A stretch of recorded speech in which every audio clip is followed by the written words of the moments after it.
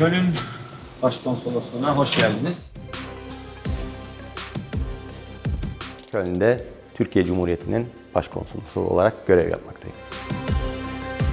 Berlin'de doğdum. Hiçbir zaman rap kültüründen kopmadım.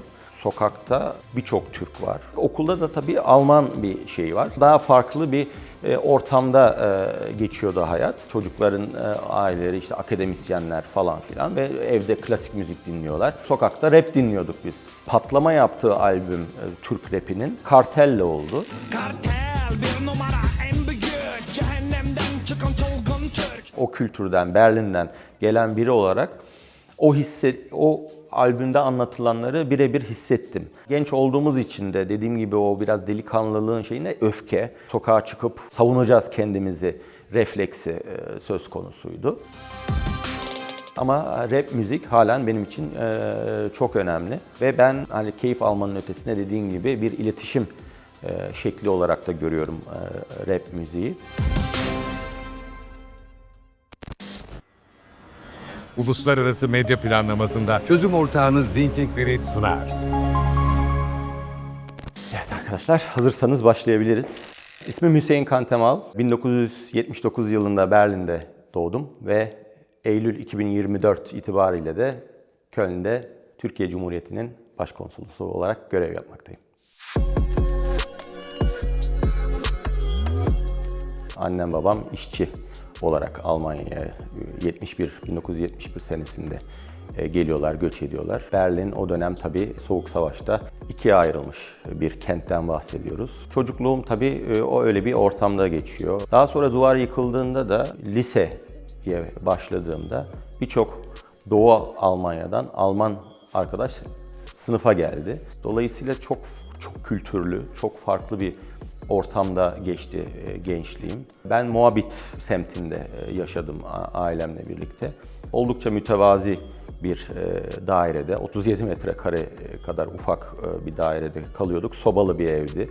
Tuvalet apartman dairesinin dışında. Oldukça şartlar olumsuzdu. Ama biz buna rağmen çok güzel, mutlu bir aile hayatı yaşadık her zaman.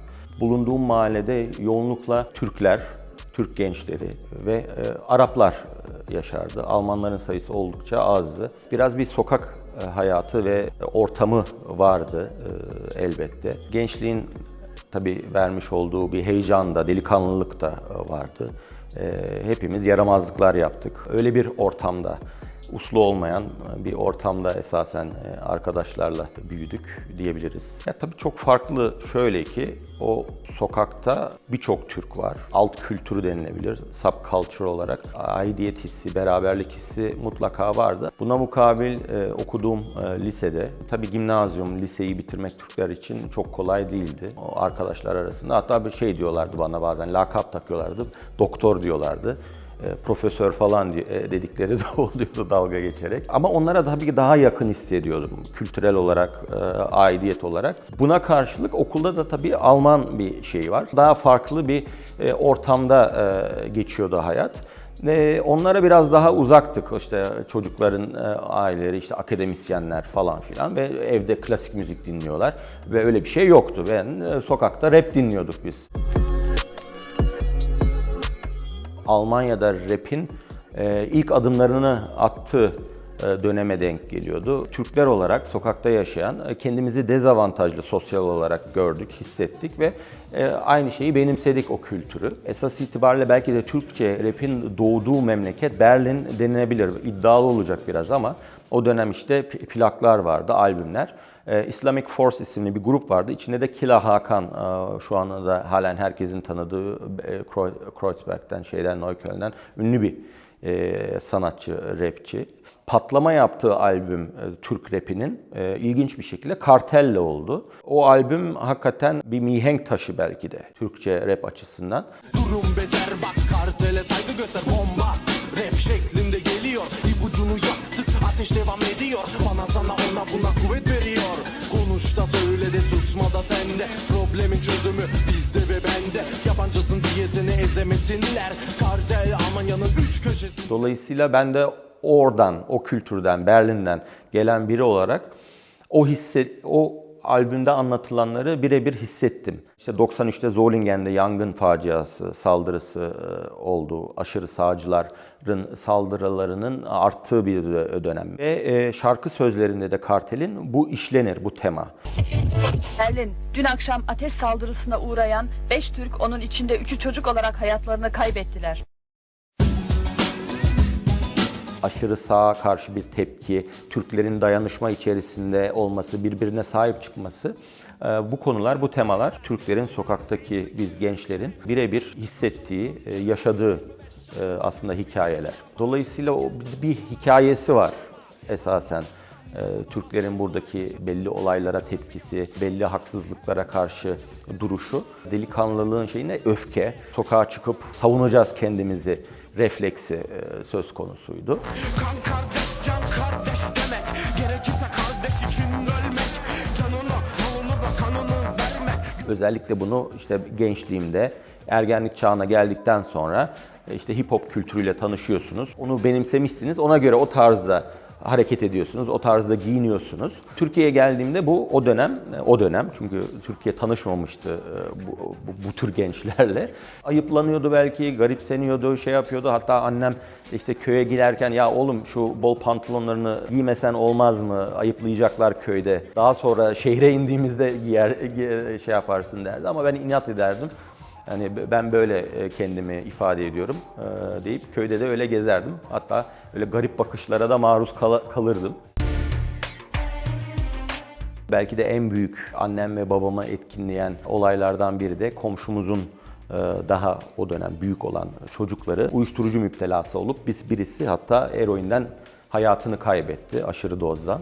Bunlardan korkuyordu annem ve babam. Diğer taraftan da o hani Türkiye'ye döneceğiz meselesiyle bizi Türkiye'ye hazırlamak anlamında işte Türkçe dersleri olsun, hatta işte ailem dindar olmamakla birlikte hani kültürden kopmayayım diye beni Kur'an kursuna gönderdiler. Ahlaki olarak, manevi olarak. Annem babam hep şunu bana söylediler ki bizler vücudumuzla çalıştık, çok yorulduk ama sizler okuyun, aklınızla, beyninizi çalıştırarak para kazanın derlerdi. O yüzden eğitimli olmama büyük önem verdiler. Onun da etkisiyle ve annem ve babama minnettarlık duygusuyla ben okuyacağım dedim. Siyasal bilimler beni cezbetti. Daha sonra staj yaptım Berlin Büyükelçiliğimizde. Orada tanıştığımız ve halen de çok iyi bir temasım olan abilerimiz, ablalarımız, büyüklerimiz vardı, diplomatlar. Onlar beni esasen yönlendirdiler. Dediler ki sen 2 dile de hakimsin, konuları biliyorsun, Almanya'yı biliyorsun. Hani seni aramızda görmek isteriz deyip onlar da beni motive ettiler bu yönde. Sonrasında da sınavlara bitirdikten sonra üniversiteyi KPSS sınavlarına hazırlandım. Akabinde bakanlığın kendi sınavlarına girdim ve başardım. 15 senedir de gururla bu mesleği icra ediyorum.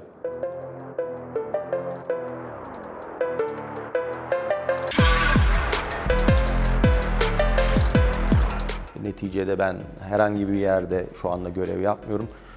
Almanya'da, Köln'de birçok akrabamızın bulunduğu kentte başkonsolosum. Şöyle bir algı var burada yaşayan Türklerde. Bir makamdır ve saygı duyulur. Yani şahsıma değil ama makama büyük bir saygı var, bir hürmet var. Bunu hissediyorsunuz. Bu belki de genlerimizde olan bir şey. O devlete ve makama olan saygı ve hürmet. Vatandaşımızla her buluşmamızda, her bir araya gelişimizde, her etkinliklerde bizzat hissediyorum.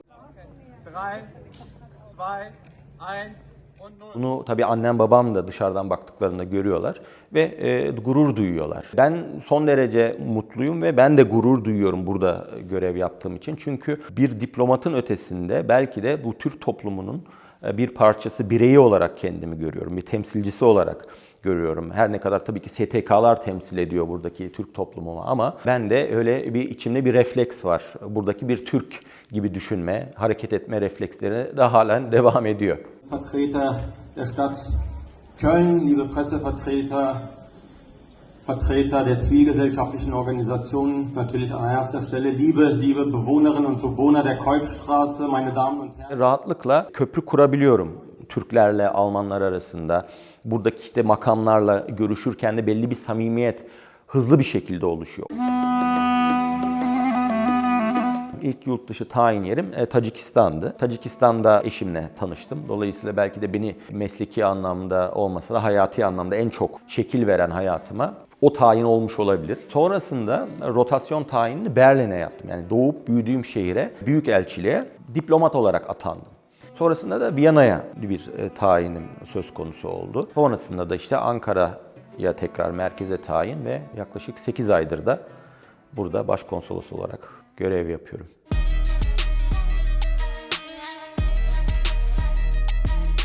Benim dönemle kıyaslandığında bir entegrasyon tartışması ve baskısı yoktu. İkinci jenerasyon yanlarına işte birinci jenerasyonda alıp gidecekler algısı vardı Alman toplumu içerisinde de. Dolayısıyla bir kendimizi kabul ettirme çabası o dönemde de yaşandı.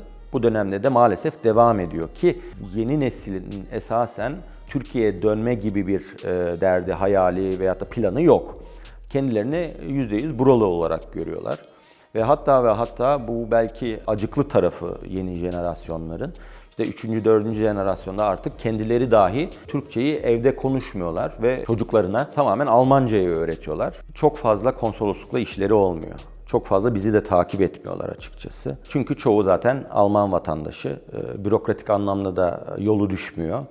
Bana sana bize bir şey olabilir. Sebebini biliyorum, beni yorabilir. Rap kültürü ve hip hop kültürü devam ediyor. Halen çok popüler gençler arasında. Ulaşabilirsek eğer tabii bu yönümle de bir şekilde onlarla bir iletişim kurmaya çalışırım. Könk sokaklarda penceresiz kaldım. Eski okul gangstalardan enerjimi aldım. Cool Savage, Eko Fresh gibi Türk rapçiler, sanatçılar, Haftbefehl falan var. Daha sonraki jenerasyonlara bakıldığında. Ve bugün de işte Mero, Ayliva isimli bir hanımefendi var ki çok popüler.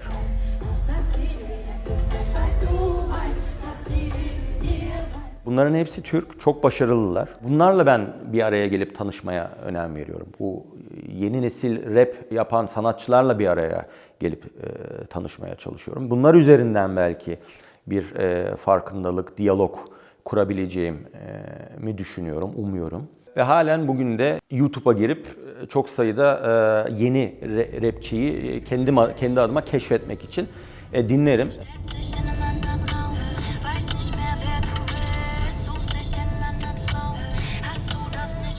Ve keyifle dinlerim. Hiçbir zaman rap kültüründen kopmadım. Tabii klasik müzik de dinliyorum artık eskisi gibi. İşte caz da dinliyorum, çok çeşitli, farklı. Ama rap müzik halen benim için çok önemli. Ve ben hani keyif almanın ötesinde bir iletişim şekli olarak da görüyorum rap müziği. Penceresiz kaldım. Eski okul gangstalardan enerjimi aldım. Rap müziğe devam. Konuşamaz kötü benim hakkımda. Organize işlerin hepsi yerin altında. Bizde satılır.